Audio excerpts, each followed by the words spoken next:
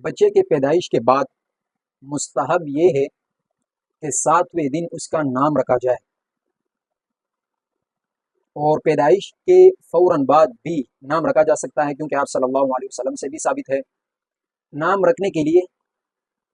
چٹے کے نام سے تقریب منعقد کرنا اور پھر کسی بزرگ کو بلانا کہ وہ دودھ پلائے، تو شریعت میں اس کی کوئی دلیل نہیں ہے، یہ بے اصل رسم ہے۔ اور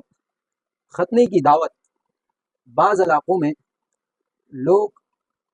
ختنے کے موقع پر دعوتوں کا اہتمام کرتے ہیں، تقریبات منعقد کرتے ہیں، اور وہ لوگ اس کو ضروری اور واجب تصور کرتے ہیں۔ نہ کرنے والوں کو عار دلائی جاتی ہے، اور ایسی دعوتوں کے لیے استطاعت نہ ہونے کی وجہ سے وہ قرضہ لے کر اس دعوت کا اہتمام کرتے ہیں، اور بعض اوقات استطاعت نہ ہونے کی وجہ سے لوگ اس کو عار دلاتے ہیں، اور بعض دفعہ یہ بھی ہوتا ہے کہ استطاعت نہ ہونے کی وجہ سے ختنے کو مؤخر کیا جاتا ہے،